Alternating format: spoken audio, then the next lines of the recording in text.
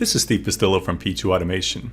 This mini-series is called Fun with Canvas Apps, and it's really designed to show you some of the possibilities that you have with Canvas app technology. And we'll do that by showing you how we use it in our CRM system as well as in our clients. The most basic Canvas app is the gallery list.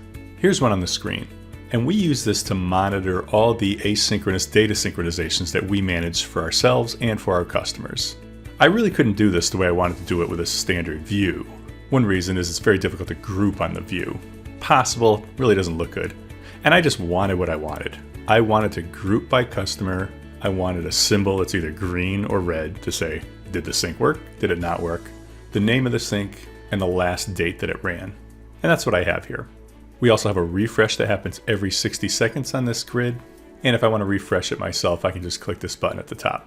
And if I just want to see the errors, meaning the syncs that haven't run, I can click a simple checkbox and get those as well. Super simple.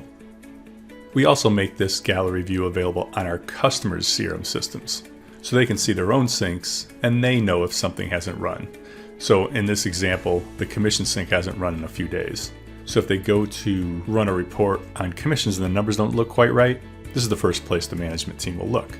And they have the same capabilities that we have with the buttons at the top. In the next video, I'm going to show you how we use the same technology to collect information from the users.